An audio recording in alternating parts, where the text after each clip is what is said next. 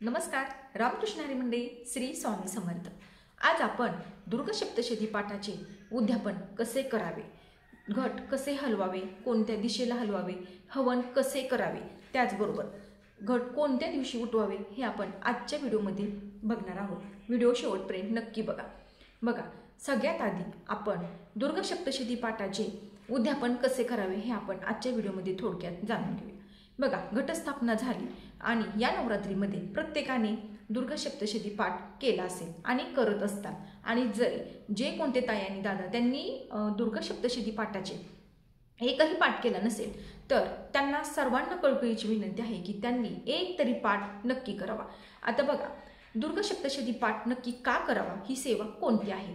बघा, आपण आपल्या आई भगवतीची, कुलदेवीची आपण ही सेवा केली पाहिजे. कारण काय, तर ती आपली कुलदेवी आहे म्हणून आपण तिची दुर्गा सप्तशती पाठ नक्की करावा. आपल्या कुळाचा ती सांभाळ करते, त्यामुळे आपण दुर्गा सप्तशती पाठ तुम्हाला जमेल तसा तुम्ही तो करावा. आता बघा, ज्या कोणत्या तायांनी दादाने संकल्पयुक्त ही सेवा केली असेल, म्हणजे काय की तुम्ही पहिल्या दिवशी दुर्गा सप्तशती पाठ करताना जर तुम्ही संकल्प केला असेल तर तुम्हाला या दिवशी हवन नक्कीच करायचं आहे. आता बघा, हवन कसं करावं, हवन करताना तुम्हाला कोणती सामग्री पाहिजे हे आपण थोडक्यात जाणून घेऊ.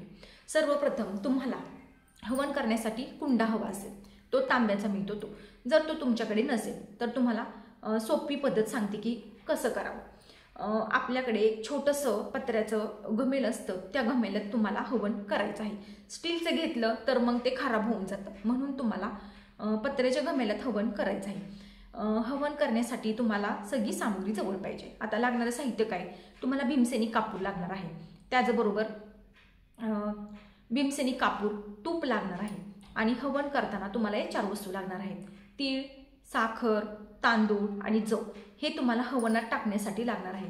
त्याचबरोबर घट उठण्याच्या दिवशी आपल्याला हे हवन करायचं आहे, म्हणजे बघा 9मीला. आता घट नक्की कधी उठतात, तर घट कोणाकडे, म्हणजे तुमच्या कुळाप्रमाणे तुम्ही हे करू शकता. म्हणजे बघा, तुमची सासू, तुमची आजी सासू परंपरेने जे तुमच्याकडे आले आहे त्या पद्धतीने तुम्ही घट उठवायचे आहेत. आता बघा, कुणाकडे अष्टमीला उठवतं, कोण 9मीला, म्हणजे तुमच्याकडे जशी पद्धत असेल त्या पद्धतीने तुम्हाला घट उठवायचे आहे. घट उठवताना सर्वप्रथम तुम्हाला कोणत्या दिशेला हलवायचे आहे, तर घट तुम्हाला सर्वप्रथम उत्तरेला सरकवायचे आहेत आणि त्यानंतर तुम्हाला ते घट उठवायचे आहेत. घट उठवताना त्याच्यावर थोड्याशा तुम्हाला अक्षता व्हायच्या आहेत. आता बघा, जो टाक आहे आपण ठेवलेला तो कधी उचलायचा, कसा उचलायचा. काही लोक काय करतात, घट हलवल्यानंतर आपण जो तो टाक उचलतो, म्हणजे अगोदर टाक उचलतो, किंवा तुमच्याकडे मूर्ती असेल छोटी पितळेची ती डायरेक्ट उचलतात आणि देवघरात मांडतात. तर तसं करू नका, कारण देवी आई ही 9 दिवस महिषासूर राक्षसाबरोबर तिचं युद्ध चालू होतं. तिला आंघोळ सुद्धा मिळाली नव्हती. त्यामुळे तुम्हाला काय करायचं आहे, सर्वप्रथम तुम्हाला तो टाक उचलायचा आहे आणि तुम्हाला अभिषेक घालायचा आहे. अभिषेक कसा घालावा, तर बघा, तुम्हाला पंचामृताने अभिषेक घालायचा आहे. तर बघा, तुमच्याकडे जसं असेल तसं तुम्ही अभिषेक घालू शकता. आता बघा, शुद्ध पाण्याने घातला तरी सुद्धा चालेल आणि त्यानंतर तो स्वच्छ पुसून तिला मळवट भरून, म्हणजे हळदी कुंकू वाहूनच तिला ह्या जागेवर तुम्हाला स्थापन करायचं आहे, म्हणजे तुमच्या देवघरात तिला ठेवायचं आहे. महिषासूर राक्षसाबरोबर तिचं 9 दिवस 9 रात्री तिचं खूप मोठं युद्ध चाललं होतं आणि त्यामुळे तिला आंघोळ मिळाली नव्हती. त्यामुळे आपल्याला उचलल्यानंतरनं तिला स्वच्छ स्नान वगैरे घालून, अभिषेक घालून नंतरच तिला तिच्या जागेवर ठेवायचं आहे. अशा पद्धतीने तुम्हाला उचलायचं आहे. नाहीतर बघा, तुम्ही डायरेक्ट घेताल आणि देवघरात ठेवताल, तर तसं करू नका. हे झालं. आता हवन कसं करावं हे बी मी तुम्हाला थोडक्यात सांगितलं आहे. आता बघा, घटस्थापना जी होती केलेली त्याच्या साहित्याचं काय करायचं आहे तुम्हाला, ते साहित्य तुम्हाला, जर तुम्हाला शेत असेल तर त्या शेतात तुम्हाला ते ठेवायचं आहे. म्हणजे त्याची माती वगैरे जी काय आहे ते घटाचं सामान तुम्हाला तुमच्या शेतात ठेवलं तरी सुद्धा चालेल. आणि जर तुमच्याकडे शेती नसेल तर तुम्ही दुसऱ्याच्या शेतात विचारून ठेवलं तरी सुद्धा चालेल. आता बघा, आपण जे हवन करणार आहोत, हवन करताना तुम्हाला भाजणार नाही ह्याची काळजी घ्या, म्हणजे व्यवस्थित करा. कारण आपण आपल्या घरात आता हवन करत असतो, मग ती जी अग्नी आहे ती प्रज्वलित होत असते.